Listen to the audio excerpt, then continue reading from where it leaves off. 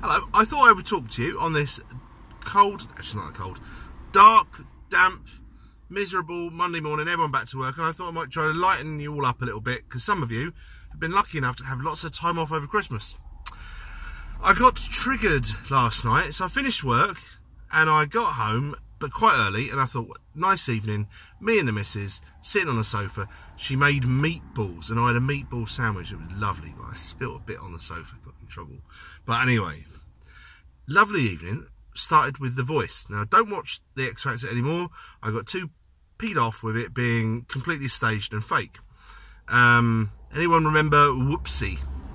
Whoopsie was a singer that went on, and she sang a song and it was okay. And so, you know, the others went, yeah, we could put you through. And Simon went, nah, actually, I thought it was boring. And she went, oh, you want me to get down and dirty? And he goes, yeah, get down and dirty. And then she goes into a Tina Turner number, and it's like, oh, for fuck's sake. So anyway, can't watch the X Factor anymore. But The Voice is doing it now. So they had on there, so they only have good singers. That's another reason for watching it. There's no delusional nutcases other than the coaches. And so you've got this guy, you've got the backstory first. So this guy, turns out his dad is Lonnie Donegan. I'd heard of him. That's it. I knew the name. Don't know any of his songs. He was a 1950s British rock and roll singer. And I think everyone knows in the 50s, British music was Cliff Richard's. And I don't want anyone going into Cliff Richard's. Leave that lovely man alone. I don't want anyone talking about his slightly shady past and company he used to keep. He's a wonderful man. My mum assures me he's lovely. So anyway, this guy comes on to sing, and he's all right.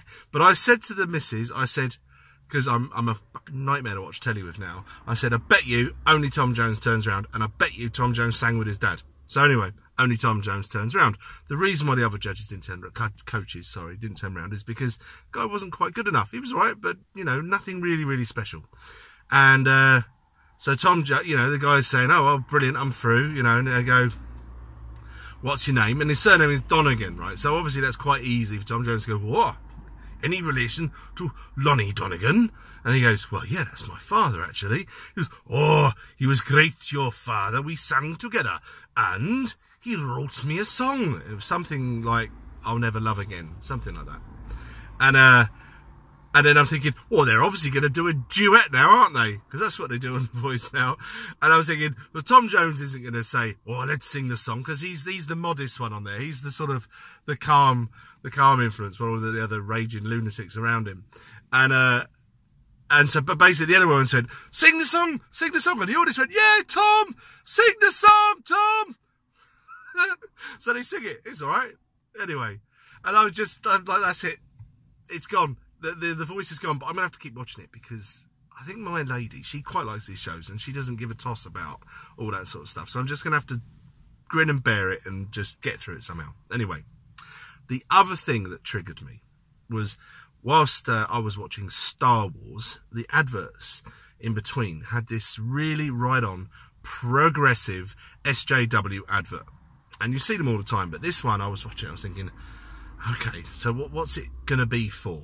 It's Seat cars, and it's called something like They Do, We Don't, or They Don't, We Do, some play like that. And you've got basically a series of corporate suits doing terrible things like having meetings, you know, working, and then these SJW types who are all very, very pretty people, slim, good looking, yeah, like tattooed and all that sort of stuff, but not an actual real SJW. You know what they really look like. Well, they probably look a bit like me, but with blue hair.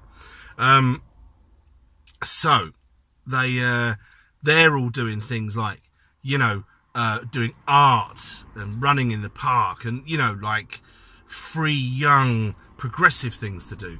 And it's a serious stuff. There's a guy buying a piece of art in an auction. How dare he? And then there's a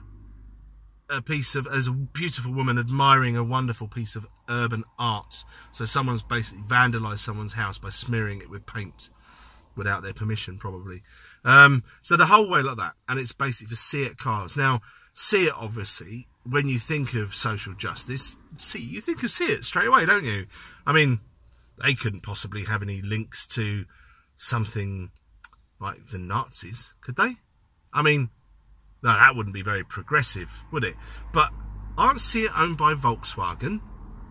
And didn't Volkswagen make the Beetle? And wasn't the Beetle designed by a certain Mr. Adolf Hitler? I think it was. I think they should have to square it off now and say, well, yeah, well, technically we're fascists, but we're right on.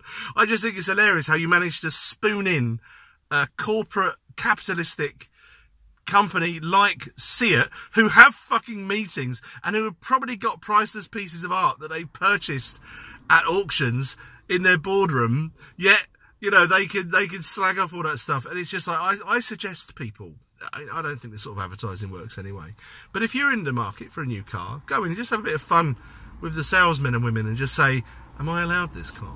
Because I voted Brexit. Anyway, I won't bore you any much longer than that. I thought I just might add a little bit of light to this dark day. And then I'll recap on the debacle that was the Yellow Vest protest in Bristol. The Bristol Massive were out in a force numbering 5. Shame on you, people that live near Bristol that care about this stuff, that couldn't be asked to go. All right, there will be others. I don't know if it's going to be every week. You have to sort of find out where and when they are. It's a little bit clandestine. But we'll probably be doing something again in a couple of weeks' time. It may not be in the centre of Bristol. I suggest you come along. I'll post something before.